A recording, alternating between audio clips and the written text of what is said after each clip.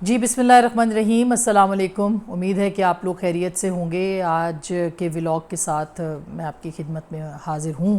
اور بہت ساری اہم سٹوریز ہیں جس کے اوپر بات کرنا بہت ضروری ہے، خاص کر کے اس وقت جو سیاسی سینیریو بنا ہوا ہے اس کے اندر۔ اور اگر آپ کو اس وقت اگر آپ تھوڑا سا اپنے ارد گرد دیکھیں تو سب سے بڑا چیلنج جو کہ اس نئی حکومت اور جو ریاست بھی کہیں اس کے لیے وہ ہے پروپیگنڈا جو کہ اس وقت ایک وارفیئر کی صورت اختیار کر گیا ہے۔ کسی زمانے میں 5th جنریشن وارفیئر کا بڑا چرچا ہوتا تھا اور یہ جو چرچا تھا یہ اس کے بعد بڑھتا چلا گیا، اور پھر یہ جو ٹرم یوز کی گئی تھی یہ پہلی بار جنرل راحیل شریف نے کی تھی، اور یہ تھی کہ ہندوستان کی طرف سے جو پاکستان کے اوپر ایک کی بورڈ واریئرز کی جو جنگ ہے یا جو سوشل میڈیا کی جنگ ہے وہ جاری کی گئی ہے یا نافذ کی گئی ہے وغیرہ وغیرہ۔ اور اگر آپ کو یاد ہوگا تو یہ وہ زمانہ تھا جس میں کہ پی ٹی ایم پشتون تحفظ موومنٹ بہت زیادہ ایکٹیو تھی اور پولیٹیکلی بھی بہت سرگرم تھی، اور پھر اس کے بعد یہ ٹرم استعمال ہوتی ہے اور بہت سارے ایسے لوگ جو کہ پولیٹیکلی ایکٹیو تھے ان کو جو ہے اس کا نشانہ بھی بننا پڑتا ہے۔ لیکن وقت گزرتا گیا اور یہ جو ٹرم تھی یہ کم استعمال ہونا شروع ہو گئی۔ اس کو گو کہ استعمال کسی اور پیرائے میں کیا گیا، لیکن اس کے بعد اب یہ کسی اور پیرائے میں ہے۔ اب تو یہ شاید 5th جنریشن نہیں، یہ 6th یا 7th جنریشن تک جو ہے وہ پہنچ چکی ہے گزشتہ 3 یا 4 سالوں کے اندر جو صورتحال بن گئی ہے۔ اور ہوا یہ کہ ہمارے اندر ہی کچھ لوگ جو تھے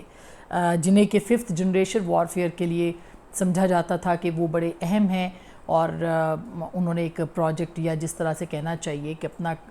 اس کے اوپر کام کرنا شروع کیا، وہ پاکستان تحریک انصاف کے ہاتھوں جو تھا وہ ایک معاملہ ہائی جیک ہو گیا۔ اور اس کے بعد آپ نے دیکھا کہ وہ جو 5th جنریشن وارفیئر تھی وہ کس طرح سے پاکستان کے اندر استعمال ہو رہی ہے۔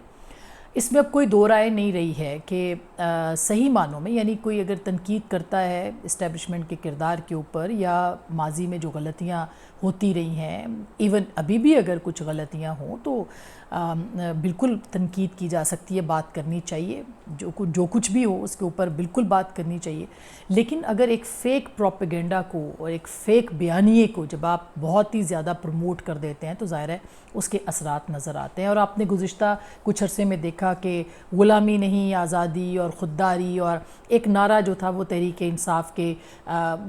خط سے جوڑ کے جو ہے اس کو شروع کیا گیا، امریکی سازش بیان کی گئی اور یہ کہا گیا کہ پاکستان کے اندر رجیم چینج جو ہے یہ امریکہ کی خواہشات کے عین مطابق ہے کہ یہ کس طرح سے ہوئی۔ تو یہ ایک پروپیگنڈا اس خط سے جوڑا گیا اور اس خط کو پھر اتنی ترویج دی گئی کہ یہاں تک کہ اب آپ دیکھیں کہ ایک ہیلی کاپٹر حادثہ ہوتا ہے اور اس میں ہمارے جوان شہید ہوتے ہیں، کس طرح سے اپنے ہی لوگوں کے خلاف اس پروپیگنڈے کو جو ہے وہ استعمال کیا جاتا ہے۔ یہ کل بھی ہم نے بتایا تھا کہ اس کے اوپر بہت زیادہ ادارے بھی اور حکومت بھی پریشان بھی ہے اور وہ اس کو ظاہر ہے اس سے نمٹنا بھی چاہتے ہیں، لیکن اس وقت جو پروپیگنڈا کی ایک صورت ہے وہ یوں اختیار کر گئی ہے کہ پاکستان تحریک انصاف کی بہت ہی سینئر رکن ہے اور سمجھا جاتا ہے کہ وہ عمران خان صاحب کے بہت قریب ہے، محترمہ شیرین مزاری صاحبہ، وہ ایک ٹویٹ کرتی ہیں اور امریکی سفیر کے جو فاٹا یا جو ناردرن ہمارے ایریاز جو ہیں، ہمارا جو نارتھ ویسٹ بارڈر ہے اس کے اوپر ان کی جو ایک ان کو لے جایا جاتا ہے اس کے اوپر وہ ٹویٹ کرتی ہیں اور یہ کہتی ہیں کہ ہم کوئی غلام ہیں یا یہ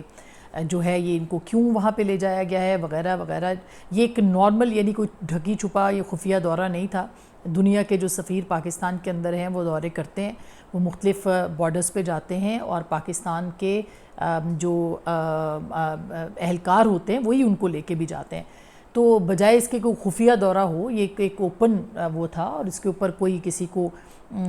شبہ نہیں ہونا چاہیے کہ مختلف جو وہ سفراء ہیں پاکستان کے اندر وہ آئے دنوں جاتے آتے رہتے ہیں، کبھی ایل او سی کے اوپر، کبھی مختلف جگہوں کے اوپر، لیکن اس کو ایک اینگل دیا گیا اور وہ یہ اینگل تھا کہ ہماری غلامی کی سند یہ ہے کہ امریکی سفیر جو ہے وہ وہاں پہ پہنچ گئے۔ دوسری جانب آپ یہ دیکھیے کہ اس سے ایک دن پہلے ہی کچھ تصاویر سوشل میڈیا پہ سرکولیٹ کرتی ہیں اور وہ ہوتی ہیں امریکی سفیر کے خیبر پختونخوا کے دورے کی، جس میں کہ وہ وزیر اعلیٰ سے ملتے ہیں، وہ کوئی 36 کے قریب گاڑیاں بہت ہی مطلب جو امداد کے لیے ہوتی ہیں یا جسے کہنا چاہیے چھوٹی گاڑیاں، وہ جو ہے اس کی امداد کی 36 گاڑیاں بھی دی جاتی ہیں، اس کی ایک چابی بھی پکڑی ہوئی ہے تیمور جھگڑا صاحب نے، وہ آپ نے دیکھی ہوگی. اور اس کے ساتھ ساتھ مختلف پروجیکٹس جو یو ایس ایڈ کے چل رہے ہیں ان کی بریفنگ بھی ان کو دی جاتی ہے. تو ایک طرف اب پروپیگنڈا دیکھیے کہ ایک طرف آپ امریکہ سے امداد بھی لے رہے ہیں، آپ امریکہ سے چھوٹے موٹے بڑے پروجیکٹس بھی لے رہے ہیں، یو ایس ایڈ آپ کو فنڈ بھی کر رہا ہے، اور دوسری جانب آپ امریکی سفیر کو ریڈ کارپٹ بچھا کے ان کو ویلکم بھی کرتے ہیں، ان کے ساتھ ملاقات بھی کرتے ہیں، کابینہ بریفنگ بھی دیتی ہے، اور بہت سارے ان کے وزراء وزیر اعلیٰ بھی ملاقات کرتے ہیں، اور گاڑیاں بھی ہینڈ اوور ہوتی ہیں. اور اس کے بعد امریکی سفیر جب جاتے ہیں نارتھ ویسٹ بارڈر کے اوپر تو وہاں پہ ایک پورا نیریٹو بنا کے اس پورے کو ختم کرنے کی کوشش کی جاتی ہے، جو اس سے ایک دن پہلے، کیونکہ بہت سارے لوگوں نے پھر اس پہ تنقید کی کہ بھائی آپ ایک طرف امداد لے رہے ہیں اور دوسری جانب اگر کوئی امریکی سفیر وہاں جاتا ہے وزٹ کرنے کے لیے تو اس کو آپ غلامی کا اور ایک سازش کا روپ دیتے ہیں، کہ ہم نہیں کہتے تھے کہ امریکی سازش ہے، اور کس طرح سے کھلے عام پھر رہے ہیں وغیرہ وغیرہ، اس طرح کے ٹویٹس جو ہیں وہ کیے جاتے ہیں. تو میرا خیال ہے کہ یہ ایک ایسا بڑا مسئلہ اس وقت بن چکا ہے پروپیگنڈا، کہ جو پروپیگنڈا کبھی استعمال کیا گیا تھا اس کو کس طرح سے پاکستان کے اندر ہی جو ہے وہ اس کو ایک نیریٹو بنا کے استعمال کیا گیا ہے، اس کو پاکستان کے اپنے اندر تقسیم کے لیے، تفریق کے لیے اس خطرناک جو ایجنڈے کو یا پروپیگنڈے کو جو ہے وہ ہوا دی جا رہی ہے. تو یہ ایک بہت ہی صورتحال سنگین ہے. ظاہر ہے اس کے اوپر اگر جو ہمارے تھنک ٹینکس ہیں، جو ہمارے مختلف ادارے ہیں، ان کو اس پہ سوچنا ہوگا کہ کس طرح سے آپ اس کو کاؤنٹر کر سکتے ہیں، کیونکہ ایک بات پھر پھیلتی ہے تو وہ پھیلتی چلی جاتی ہے اور کوئی بھی تصدیق نہیں کر سکتا، کوئی بھی اس کو ایک مصدقہ خبر جو ہے وہ سوشل میڈیا کا پھر حصہ نہیں بنتی، خاصہ نہیں بنتی، بلکہ جھوٹ، ویسے بھی جھوٹ جو ہے وہ بڑی تیزی سے پھیلتا ہے، تو وہ بڑی تیزی سے جو ہے وہ پھیلا دیا جاتا ہے اور حقائق کو بالکل ایک ڈیفرنٹ اینگل سے جو ہے وہ پیش کیا جاتا ہے. اب آتے ہیں فارن فنڈنگ کیس کے حوالے سے. دلچسپ بات یہی ہے اسی غیر ملکی سازش سے جڑی ہوئی کہ ایک فارن فنڈڈ پارٹی کا الزام ہے پاکستان تحریک انصاف پہ، بلکہ اب تو الزام سے آگے چلے گئے ہیں. اب تو الیکشن کمیشن نے اس کے اوپر باقاعدہ 13 اکاؤنٹس، 2 عمران خان صاحب کے اپنے اکاؤنٹس، تحریک انصاف کے ملازمین کے نام پہ اکاؤنٹس اور تحریک انصاف کے رہنماؤں کے نام پہ اکاؤنٹس جن کی کوئی تصدیق نہیں ہے، جن کو کہ باہر سے پیسے آتے ہیں اور ان کی کوئی منی ٹریل یا رسیدیں موجود نہیں ہیں. یہ خفیہ اکاؤنٹس جو کہ چھپائے گئے، کہاں کہاں سے مدد آئی، الیکشن کمیشن کے پاس اس کی کوئی ڈیٹیلز موجود نہیں ہے. اب یہ کہا جا رہا ہے باقی جماعتیں جو ہیں وہ بھی اپنی جو ہے وہ دیں،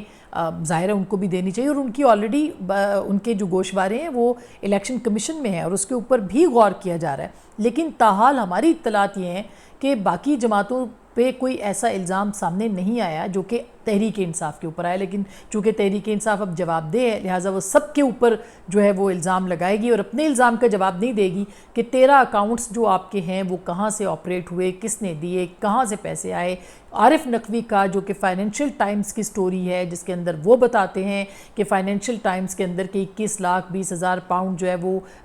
فنڈ تھا فلاحی کاموں کا جو کہ پی ٹی آئی کے فنڈ میں آیا، اور پھر شیخ نہیان کی جو رقم ہے وہ کس طرح سے جو ہے وہ پی ٹی آئی کو فنڈ دیا گیا، جو کہ کوئی بھی اگر کسی اور جماعت کو کسی ملک کے سربراہ یا حکمرانوں میں سے کسی نے اس طرح فنڈ دیے ہوتے جماعت کو، میں شخصیات کی بات نہیں کر رہی، تو کتنا بڑا اس وقت پاکستان کے اندر پرابلم ہوتا، از خود نوٹس بھی ہو چکا ہوتا ظاہر ہے. لیکن ایسی صورت ہمیں اس معاملے کے اوپر نظر جو ہے وہ نہیں آتی دکھائی دی. اب یہ ایک پروپیگنڈے کا جو زمانہ ہے، اس کو کیسے ڈیل کرنا ہے. فارن فنڈنگ کیس کے اوپر انویسٹیگیشن شروع ہو گئی ہے. اسد کیسر صاحب کو، عمران اسماعیل صاحب کو،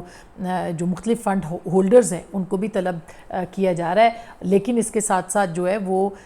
صدر مملکت کے اوپر بھی الزام ہے، لیکن وہ اس وقت صدر مملکت ہیں، ان کو امیونٹی حاصل ہے، استثناء ہے جس کی بنیاد کے اوپر ان کو نہیں پوچھ تاچھ ہو سکتی. اب اس پروپیگنڈے کا جو مقابلہ ہے وہ سب سے بڑی جو پاکستان کی جو دوسری بڑی جماعت ہے اس وقت حکمران جماعت ہے، پاکستان مسلم لیگ نواز اور پاکستان پیپلز پارٹی، یہ اتحادی بھی ہیں، ان کو کرنا ہے، مولانا فضل الرحمان بھی اتحادی، ان کو بھی کرنا ہے، لیکن نون لیگ کے اندر یہ بحث چھڑ گئی ہے کہ پنجاب جو ہے وہ بیٹل فیلڈ ہوگا، پنجاب کے اندر لڑائی ہوگی، تو کس طرح سے ہم اس پروپیگنڈے کا بھی، اس نیریٹو کا بھی اور جو الیکشن ہے اس کے لیے مقابلہ کر پائیں گے۔ ظاہر ہے یہ ایک بہت اہم بات ہے، یہ بہت ہی اہم پہلو ہے، اور اس کے لیے وہ یہ سمجھتے ہیں کہ نواز شریف صاحب کو واپس آنا ہوگا، وہی لیڈ کر سکتے ہیں، کیونکہ مریم نواز صاحبہ یا شہباز شریف صاحب کے بس کی بات نہیں ہے کہ جس طرح سے اس وقت پنجاب کے اندر جو ہے وہ ظاہر ہے کہ ایک پاپولیرٹی ویو ہے عمران خان صاحب کی، تو اس کو کس طرح سے کاؤنٹر کرنا ہے، اور ان کی واپسی کے لیے ابھی قانون سازی کے اوپر بھی بات ہو رہی ہے کہ قانون سازی کی جائے عمران خان نواز شریف صاحب کی حوالے سے کہ ان کی واپسی کو کیسے جو ہے وہ آپ نے اس کا رستہ آسان کرنا ہے۔ میرا نہیں خیال کہ کوئی بہت اچھا آئیڈیا ہے اگر اس کے اوپر حکومتی اتحاد جو ہے وہ سوچ رہا ہے کہ اسپیشل قانون بنا دیا جائے کہ ان کو واپس لانا ہے۔ نواز شریف صاحب وطن واپس آ سکتے ہیں، وہ آ کے عدالت کو فیس کریں، عدالت اگر